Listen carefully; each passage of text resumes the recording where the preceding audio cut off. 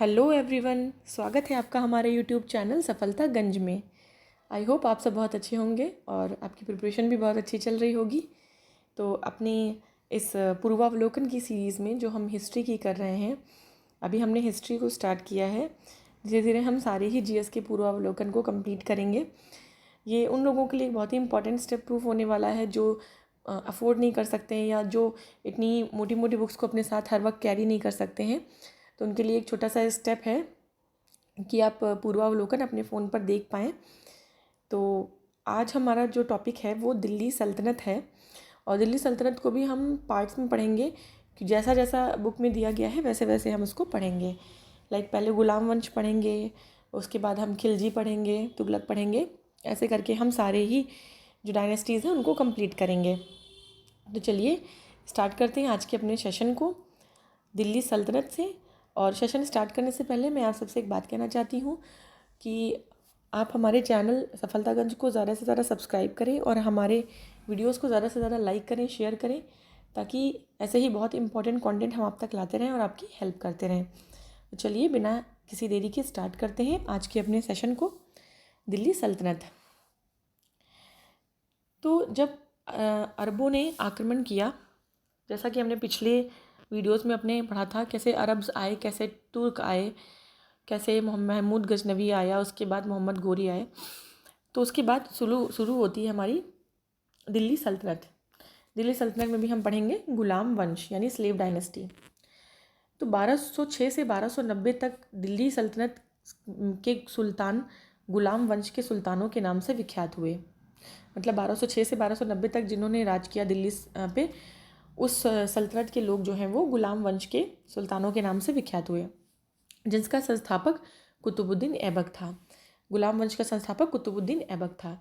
यद्यपि वे एक वंश के नहीं थे, वे सभी तुर्क थे तथा उनके वंश पृथक पृथक थे। मतलब जो कुतुबुद्दीन ऐबक था, उसके बाद जो और भी आए गुलाम वंश में शासक, वो सब एक ही वंश के नहीं थे, अलग अलग वंश के थे। साथ ही वे स्वतंत्र माता पिता के संतान थे। अतः इन सुल्तानों को गुलाम वंश के सुल्तान कहने के स्थान पर प्रारंभिक तुर्क सुल्तान या दिल्ली के ममलूक सुल्तान कहना अधिक उपयुक्त है।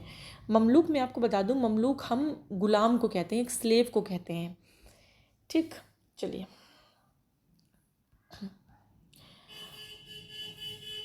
बात करेंगे।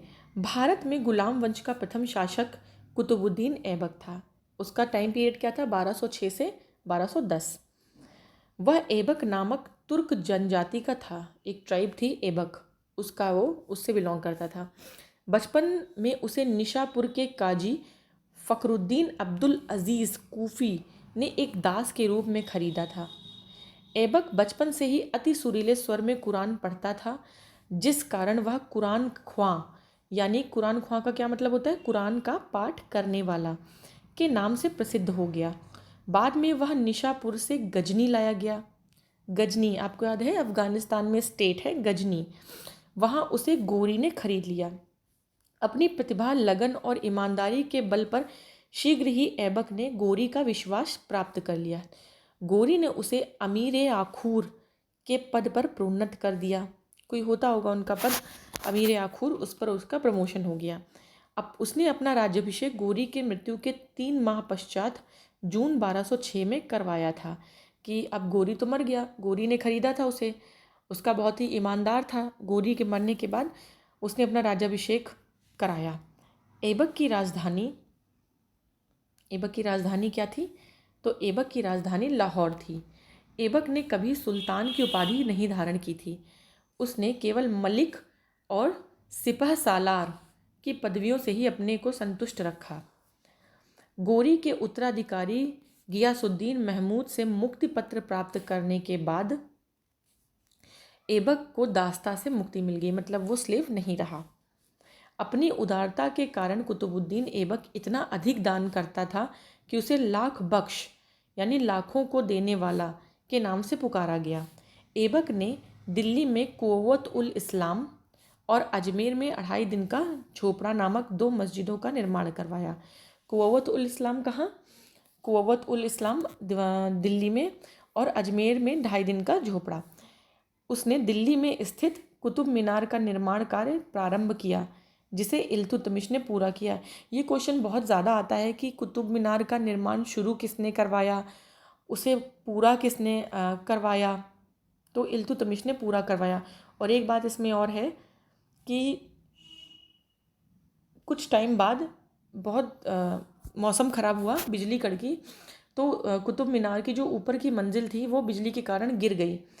तो फिरोज शाह तुगलक, जब तुगलक डायनेस्टी आई के शासनकाल में इसकी चौथी मंजिल को काफ़ी हानि पहुंची थी, जिस पर फिरोज ने चौथी मंजिल के स्थान पर 2 और मंजिलों का निर्माण भी करवाया।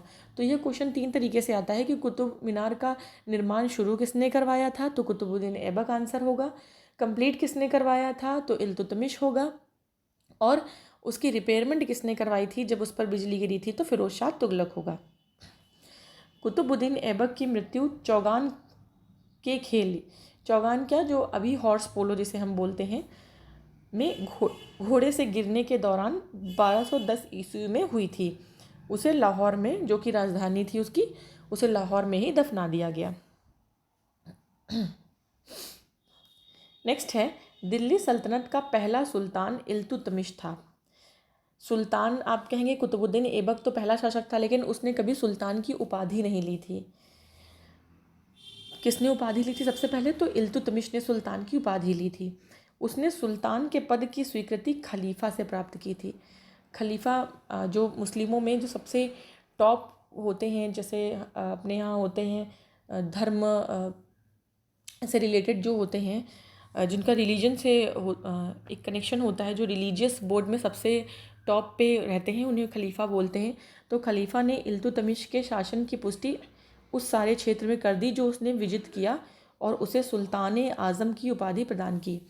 तो जो जो एरिया इल्तुतमिश ने जीता था वो एरिया का उसे राजा बना दिया और उसे सुल्तान आज़म की उपाधि दे दी। गुलाम का गुलाम, अब जो ऐबक था कुतुबुद्दीन ऐबक, वो किसका स्लेव था, वो मोहम्मद गोरी का स्लेव था। और इल्तुतमिश किसका स्लेव था, कुतुबुद्दीन ऐबक का स्लेव था, यानी गुलाम था। तो गुलामों का गुलाम, तो ऐबक जो स्वयं गुलाम था उसका गुलाम, तो गुलाम का गुलाम कहते हैं हम इल्तुतमिश को। इल्तुतमिश इल्बरी जनजाति का तुर्क था। तो जो इल्तुतमिश था वो इल्बरी जनजाति का था, इल्बरी ट्राइब का था। सुल्तान बनने के पहले वह बदायूं का सूबेदार था। 1205 से 1206 ईस्वी में खोखर जाति के विरोध को दबाने के लिए किए गए अभियान में मोहम्मद गोरी और ऐबक के साथ था। युद्ध में उसने साहस और कौशल का परिचय दिया, जिससे प्रभावित होकर गोरी ने ऐबक को दास्ता से मुक्त करने का आदेश दिया। मंगोल नेता चंगेज़ खान भारत की उत्तर पश्चिम सीमा पर इल्तुतमिश के शासनकाल में आया था। चंगेज़ खान के प्रकोप से रक्षार्थ ख्वारिज़्म शाह का पुत्र जलालुद्दीन मंगबरनी सिंधु घाटी पहुंचा। क्या हुआ कि चंगेज़ खान ने नॉर्थ वेस्ट जो हमारा इंडिया का बॉर्डर था उस पर इल्तुतमिश के शासनकाल में आक्रमण किया। वो ढूंढ किसको रहा था, ख्वारिज़्म शाह के पुत्र जलालुद्दीन मंगबरनी को। तो उनको ढूंढते ढूंढते वो सिंधु घाटी पहुंच गया। संभवतः चंगेज़ खान ने इल्तुतमिश के पास अपने दूत भेजे कि वह मंगबरनी की सहायता ना करे। अतः इल्तुतमिश ने उसकी कोई सहायता नहीं की, और जब मंगबरनी 1224 ईस्वी में भारत से चला गया तो इस समस्या का समाधान हो गया। मतलब उसे शरण ना देके, इल्तुतमिश ने मंगबरनी को शरण ना देके अपने राज्य को, अपने जो एरिया था उसको बचा लिया चंगेज़ खान से। ठीक, इल्तुतमिश ने बिहार के शरीफ एवं बाढ़ पर अधिकार कर राजमहल की पहाड़ियों में तेलियागढ़ी के समीप हिसामुद्दीन एवाज को पराजित किया। एवाज ने इल्तुतमिश की अधीनता स्वीकार कर ली।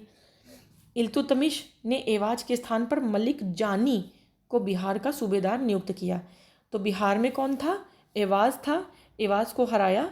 एवाज के स्थान पर फिर बिहार की सूबेदारी किसे दे दी, मलिक जानी को। इल्तुतमिश ने ही भारत में सल्तनत काल में सर्वप्रथम शुद्ध अरबी सिक्के चलाए थे। शुद्ध अरबी सिक्के सल्तनत काल में इल्तुतमिश ने चलाए थे। सल्तनत युग के 2 महत्वपूर्ण सिक्के, चांदी का टंका जो कि 175 ग्रेन यानी 175 ग्राम का था, और तांबे का जित्तल, इल्तुतमिश ने ही आरंभ किए थे। सिक्कों पर टकसाल का नाम लिखवाने की परंपरा शुरू की। 1229 में इल्तुतमिश को बगदाद के खलीफा खिलात का प्रमाण पत्र प्राप्त हुआ, जिससे इल्तुतमिश वैध सुल्तान और दिल्ली सल्तनत स्वतंत्र राज्य बन गया, कि अब दिल्ली सल्तनत नाम का भी एक सल्तनत, एक राज्य हो गया है। चलिए, इब्न बतूता कौन है? एक मोरक्को से आया था ट्रैवलर। तो इब्न बतूता के वर्णन से ज्ञात होता है कि इल्तुतमिश ने अपने महल के सामने संगमरमर की 2 शेरों की मूर्तियां स्थापित कराई थीं, जिनके गले में 2 घंटियां लटकी हुई थीं, जिनको बजाकर कोई भी व्यक्ति सुल्तान से न्याय की मांग कर सकता था। उसने क्या किया था, अपना जो महल था उसके बाहर लेफ्ट एंड राइट दोनों तरफ 2 संगमरमर की शेर की मूर्तियां बनवाई थी। उन मूर्तियों के गले में घंटी बांधी थी। जब कभी किसी को न्याय चाहिए होता था वो उस घंटी को बजाता था, तो ये जस्टिस बेल के नाम से बहुत फेमस हुई थी, यानी न्याय की घंटी। इल्तुतमिश ने सभी शहरों में काजी और अमीर दाद नामक एक अधिकारी नियुक्त किए थे। Doctor RP. त्रिपाठी के अनुसार भारत में मुस्लिम संप्रभुता का इतिहास इल्तुतमिश से आरंभ होता है। सर वूल्जले हेग के अनुसार इल्तुतमिश गुलाम शासकों में सबसे महान था। राइट। डॉक्टर ईश्वरी प्रसाद के अनुसार इल्तुतमिश निसंदेह गुलाम वंश का वास्तविक संस्थापक था। मध्यकालीन भारत की पहली महिला शासिका रजिया सुल्तान थी। अब जब इल्तुतमिश, हमने पढ़ा कि सबसे पहले जो संस्थापक था वो कुतुबुद्दीन ऐबक था। कुतुबुद्दीन ऐबक के मरने के बाद कौन बना? तो इल्तुतमिश बना। उसके बाद इल्तुतमिश के बेटे थे, पर वो बेटे इतने लायक नहीं थे, उन्हें इतने लायक नहीं लगते थे कि वो उनका शासन संभाल सकें। तो उन्होंने अपनी बेटी, जो उनकी बेटी थी रज़िया सुल्तान, उसको गद्दी संभालने को दी। रज़िया सुल्तान मिडेवल हिस्ट्री में पहली और आखिरी महिला मुस्लिम शासक थी। व्यक्तिगत दृष्टि से उसने भारत में पहली बार स्त्री के संबंध में इस्लाम की परंपराओं का उल्लंघन किया। वो कोर्ट में भी बैठती थी। राजनीतिक दृष्टि से उसने राज्य की शक्ति को सरदारों अथवा सूबेदारों में विभाजित करने के स्थान पर सुल्तान के हाथों में केंद्रित करने पर बल दिया। मतलब रज़िया ने कहा कि जो हम पावर है, जो पॉलिटिकल पावर है, उसको डिवाइड करके हम सरदारों और सूबेदारों में नहीं डिवाइड करेंगे। क्या होता है, वही सरदार और सूबेदार आगे चल के उस पर कब्जा कर लेते हैं, बल्कि हम जो पूरी की पूरी पावर है वो उसको सेंट्रलाइज्ड रखेंगे। इस प्रकार उसने इल्तुतमिश के संपूर्ण प्रभुत्व संपन्न राजतंत्र के सिद्धांत का समर्थन किया, जो उस समय की परिस्थितियों में तुर्की राज्य के हित में था। रज़िया बेगम को सत्ताच्युत करने में तुर्कों का हाथ था, मतलब उसे डिथ्रोन करने में, उसे मारने में, उसे थ्रोन से हटाने में किसका? तुर्कों का हाथ था। उन्होंने भटिंडा के गवर्नर मलिक अल्तूनिया के नेतृत्व में, मतलब जो तुर्क थे, उन्होंने भटिंडा के गवर्नर थे अल्तूनिया, उनके नेतृत्व में रज़िया के विरुद्ध विद्रोह कर उसे सत्ता से हटा दिया। तो अब क्या हुआ? रज़िया हट गई। तो कुतुबुद्दीन ऐबक आए, ऐबक के बाद हमारा इल्तुतमिश आए, इल्तुतमिश के बाद कौन आए? रज़िया आई। रज़िया भी फाइनली मारी गई। अब क्या होगा? अब कोई नया आएगा। तो सुल्तान बलबन का पूरा नाम था गियासुद्दीन बलबन।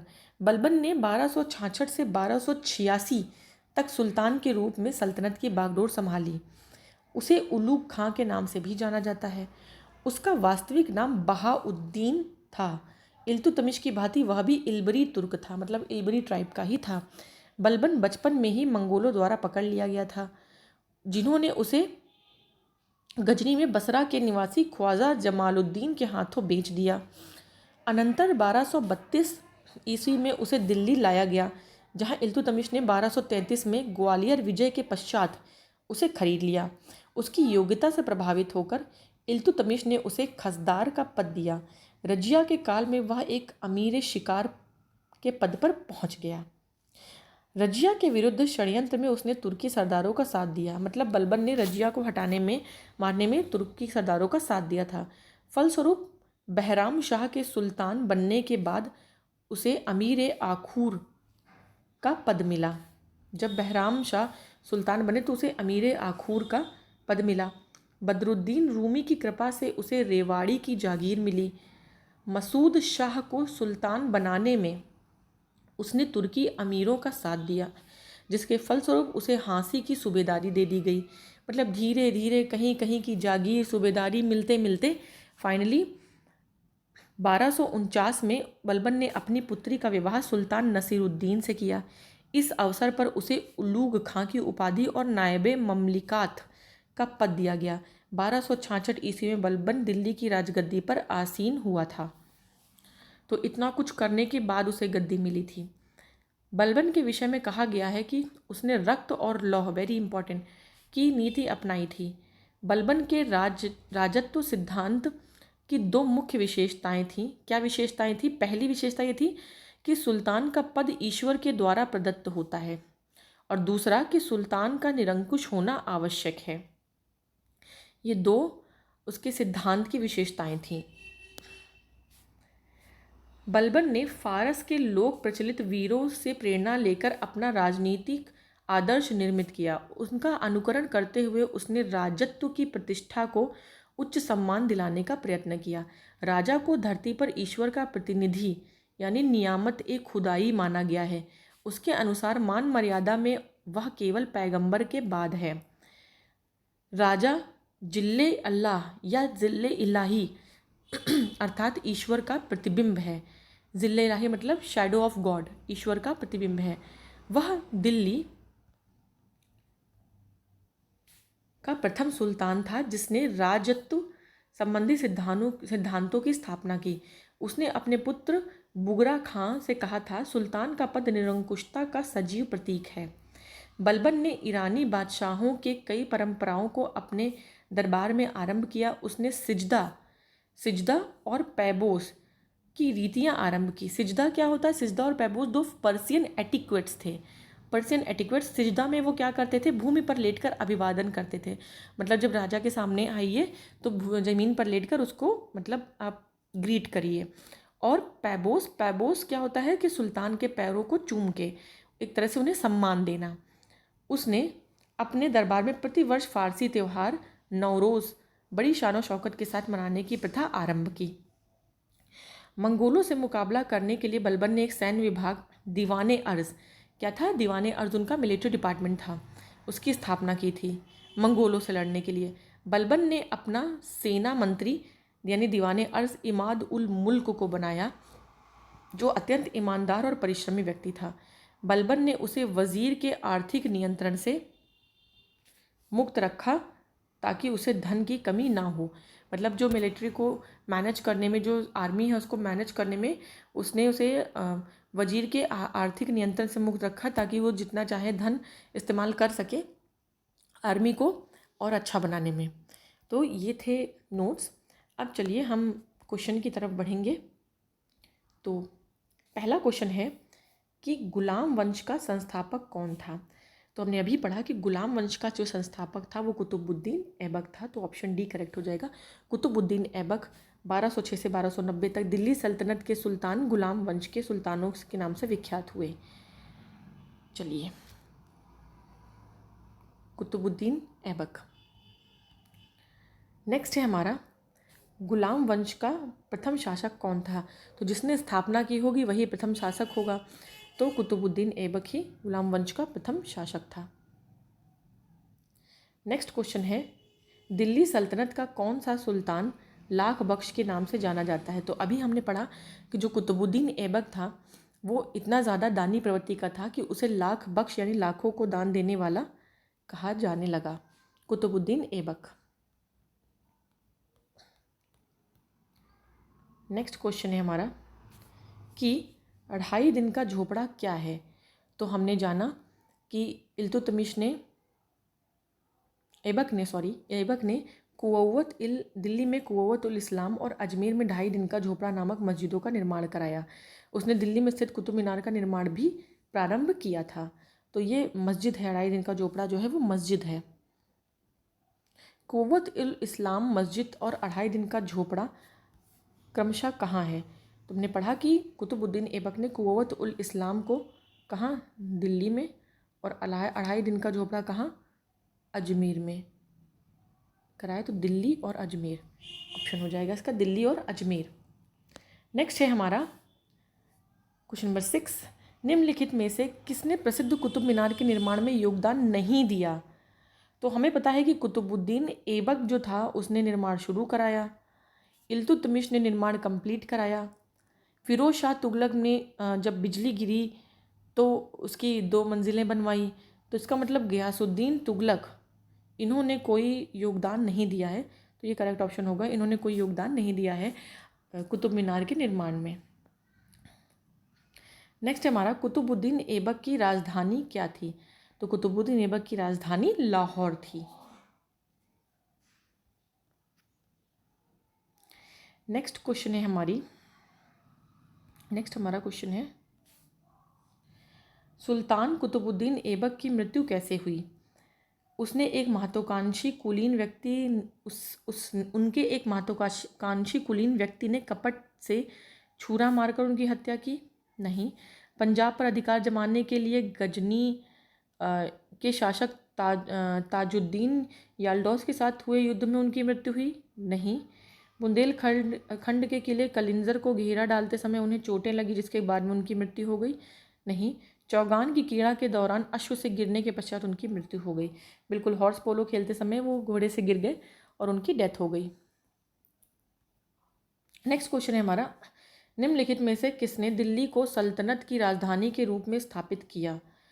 तो दिल्ली को हमने पढ़ा कि कुतुबुद्दीन ऐबक के टाइम पे जो राजधानी थी वो थी लाहौर। लाहौर से दिल्ली शिफ्ट करने वाला था इल्तुतमिश। तो इल्तुतमिश करेक्ट ऑप्शन हो जाएगा। इल्तुतमिश ने लाहौर से दिल्ली शिफ्ट की थी राजधानी।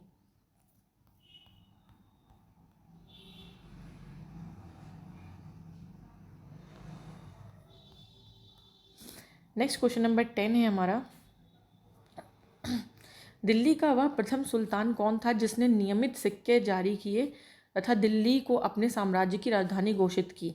तो हमने अभी पढ़ा कि दिल्ली को अपनी राजधानी लाहौर से दिल्ली शिफ्ट करने वाला इल्तुतमिश था और उसने ही सिक्के चलवाए थे, तांबे का जित्तल और चांदी का टंका।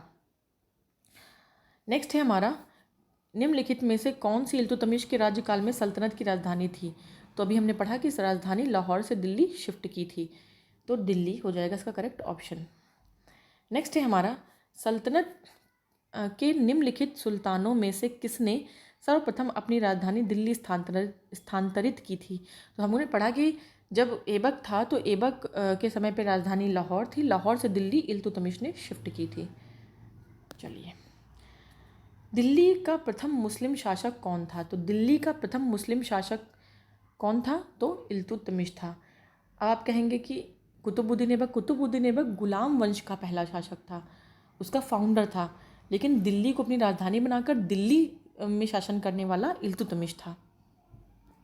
ऐबक तो लाहौर से शासन कर रहा था। गुलाम का गुलाम किसे कहते हैं? तो गुलाम का गुलाम हम किसको कहते हैं? इल्तुतमिश को कहते हैं, क्योंकि ऐबक का गुलाम था और ऐबक खुद भी गोरी का गुलाम था।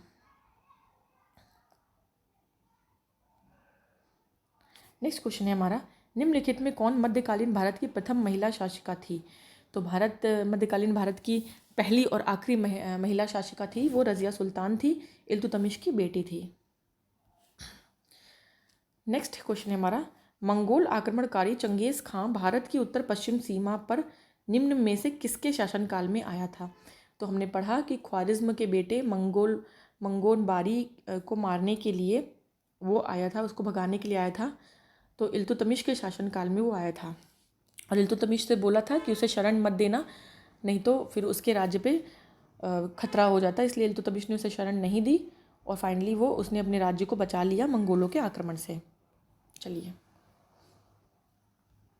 नेक्स्ट क्वेश्चन है 17 दिल्ली का कौन सुल्तान मंगोल नेता चंगेज खान का समकालीन था? तो दिल्ली का कौन सा सुल्तान? तो इल्तुतमिश जो था, इल्तुतमिश के शासनकाल में ही चंगेज़ खान। समकालीन मतलब जो एक ही टाइम पीरियड को बिलोंग करते हो, यानी कंटेम्प्रेरी हो एक दूसरे के। तो चंगेज़ खान इल्तुतमिश के काल में ही आया था, तो ऑब्वियस सी बात है इल्तुतमिश ही उसका समकालीन होगा। चलिए, किसके शासनकाल में मंगोल प्रथम बार सिंधु के तट पर देखे गए थे? तो इल्तुतमिश के शासनकाल में मंगोल देखे गए थे। नेक्स्ट है हमारा चंगेज़ खां के अधीन मंगोलों ने भारत पर आक्रमण किया चंगेज़ खान के अधीन मंगोलों ने भारत पर आक्रमण किया? तो इल्तुतमिश के शासनकाल में किया था। चंगेज़ खान का मूल नाम क्या था? तो ये पूरे नोट्स में कहीं नहीं था, ये आप नोट कर लीजिएगा कि चंगेज़ खान का जो मूल नाम था, जो उसका असली नाम था, वो तेमुचिन था। तेमुचिन लिखा है, देखिए। चंगेज़ खान एक मंगोल शासक था जिसने मंगोल साम्राज्य के विस्तार में एक अहम भूमिका निभाई। चंगेज़ खान का वास्तविक नाम प्रारंभिक नाम तेमुजिन या तेमुचिन था। ओके, नेक्स्ट है हमारा, निम्नलिखित में कथनों पर विचार कीजिए। इल्तुतमिश के शासनकाल में चंगेज़ खान भगोड़े ख्वारिज़्म युवराज की खोज में सिंधु नदी तक पहुंचा था। बिल्कुल सही, ये तो सही है। मोहम्मद बिन तुगलक के शासनकाल में तैमूर ने मुल्तान पर आक्रमण किया और सिंधु नदी पार की थी। नहीं, ऐसा नहीं है। जब आप तुगलक पढ़ेंगे तब आप पढ़ेंगे तैमूर तुगलक के बाद आए थे। विजयनगर साम्राज्य के देवराय सेकंड के शासनकाल में वास्को डिगामा केरल तट पर पहुंचा था। नहीं, ये भी ऑप्शन गलत है। जब आप आगे पढ़ेंगे विजयनगर डायनेस्टी तब आपको पता चलेगा। तो ऑप्शन 1 केवल करेक्ट है आपका यहाँ पे। चलिए,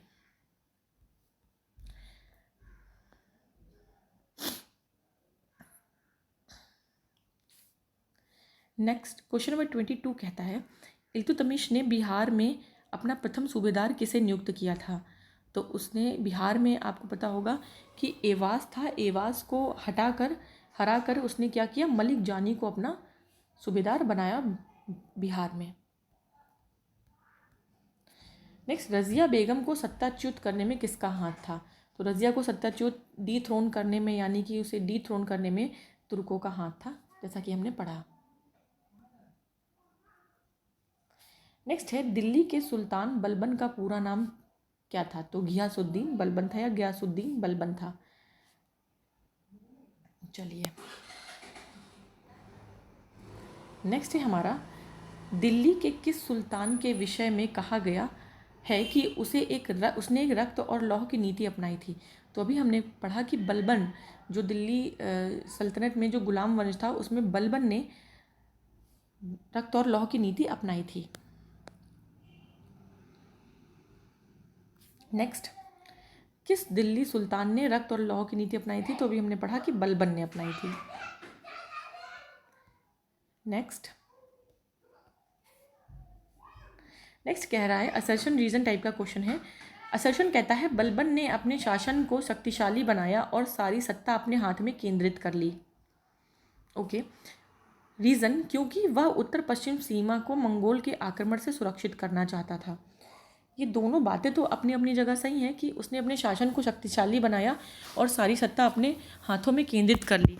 अब इसके बीच में क्योंकि लगाइए कि बलबन ने अपने शासन को शक्तिशाली बनाया और सारी सत्ता अपने हाथ में केंद्रित कर ली क्योंकि वह उत्तर पश्चिम सीमा को मंगोल आक्रमण से सुरक्षित करना चाहता था।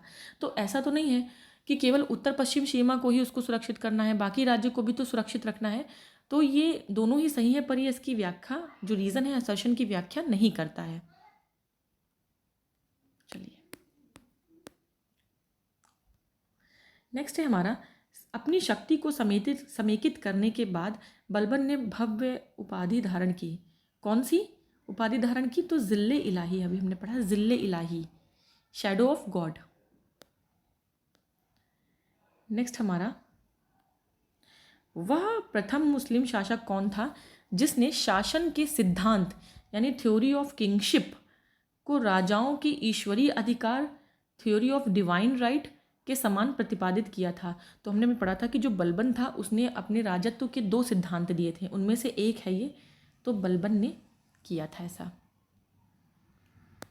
नेक्स्ट क्वेश्चन है, निम्नलिखित में से किसने भारत में प्रसिद्ध फारसी त्यौहार नौरोज़ को आरंभ किया?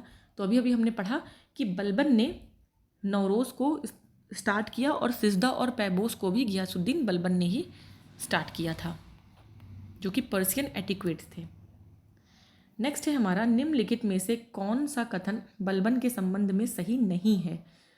पहला, उसे नियामत एक खुदाई के सिद्धांत का प्रतिपादन किया, उसने इक्तदारी व्यवस्था का प्रारंभ किया, उसने तुर्कने चहलगानी का प्रभाव समाप्त किया, या उसने बंगाल के विद्रोह का दमन किया? तो उसने नियामत खुदाई का सिद्धांत प्रतिपादित किया, बिल्कुल सही। उसने इक्तदारी व्यवस्था का प्रारंभ किया, नहीं। इक्तदारी की जो व्यवस्था है वो इल्तुतमिश ने शुरू की थी। इक्तदारी क्या होती है? इक्तदारी की व्यवस्था में इक्ता होता है। इक्ते में क्या होता है? इक्तदारी में बेसिकली हम क्या करते थे कि जो भी सेना में होते थे, जो भी आर्मी में सोल्जर्स होते थे या जो भी काम करते थे, उनको कैश में पेमेंट ना देके वो ज़मीन का टुकड़ा यानी लैंड देते थे, उसे इक्ता बोलते थे। ठीक, तो इक्तदारी की व्यवस्था इल्तुतमिश ने शुरू की थी। नेक्स्ट क्वेश्चन है, निम्नलिखित सुल्तानों में से किसने गढ़ मुक्तेश्वर की मस्जिद की दीवारों पर अपने शिलालेख में स्वयं को खलीफा का सहायक कहा है? तो खलीफा का सहायक बलबन ने अपने आप को बोला है। बलबन ने ही ये सब सारे काम किए हैं। चलिए, तो ये हमारा गुलाम वंश था दिल्ली सल्तनत में, और अच्छे से मैंने आपको कंप्लीट कराया है पूरा गुलाम वंश। काफ़ी इम्पॉर्टेंट है। घटना चक्र पूर्वावलोकन वैसे भी अपने आप में काफ़ी इम्पॉर्टेंट बुक है, स्पेशली यूपीपीसीएस, आरओ आरओ और यूपीपीसीएस के किसी भी एग्ज़ाम के लिए, चाहे जीआईसी हो, चाहे एलटी हो, राइट, चाहे पीजीटी हो, अगर उसमें भी जीएस क्योंकि अब शायद टीजीटी पीजीटी में भी जीएस आने का है। तो आप कोई भी एग्ज़ाम की प्रिपरेशन कर रहे हो, एसएससी कर रहे हो, तो अब लेवल जो है दिन प्रतिदिन वो एग्ज़ाम का बढ़ता ही जा रहा है। आप देख रहे हैं कि अब ऐसे क्वेश्चंस बहुत कम आते हैं। ये तो पहले आ गए हैं कि किसने स्थापना की, शासक कौन था। अब बहुत डीप क्वेश्चन पूछे जाते हैं, जैसे आपको सिल्वर टंका का पूछेगा, आपको पूछेगा कि जब बिजली गिरी थी तो रिपेयरमेंट किसने कराया, सिजदा पैबोस के बारे में पूछेगा। अब आपसे शासक के बारे में बहुत ज़्यादा क्वेश्चंस नहीं आते, तो थोड़ा सा स्मार्ट स्टडी करें और लगातार पढ़ते रहें। क्योंकि देखिए, एक एग्ज़ाम के लिए आप नहीं पढ़ते हैं, लगभग कॉमन होता है सिलेबस। कई कई एग्ज़ाम में जीएस वगैरह तो कॉमन होती है। तो आपने आज एक एग्ज़ाम के लिए पढ़ा, सपोज दैट नहीं हुआ, तो आप फिर एक अगले एग्ज़ाम के लिए पढ़ेंगे। तो यू नेवर नो कि आपका कौन सा एग्ज़ाम निकल जाए। कभी कभी क्या होता है कि आप जिस एग्ज़ाम की प्रिपरेशन करते हो वो नहीं निकलता है, बट दूसरा एग्ज़ाम जिसकी आप प्रिपरेशन नहीं करते हो वो निकल जाता है। वो इसीलिए क्योंकि आपके सबकॉन्शियस माइंड में ये सारी चीज़ें कहीं ना कहीं सेव होती हैं। तो इस तरीके से आप चाहें तो स्क्रीनशॉट भी ले सकते हैं, और कुछ नोट्स बनाने तो नोट्स भी बना सकते हैं। तो दिल्ली सल्तनत होता है ख़त्म, गुलाम वंश आज हमारा। मिलते हैं अपने नेक्स्ट सेशन में, जिसमें हम खिलजी वंश के बारे में पढ़ेंगे, और इस तरीके से हम अपनी पूरी जो पूर्वावलोकन है उसे कंप्लीट करेंगे। चलिए, आज के लिए इतना ही। तब तक के लिए गुड बाय।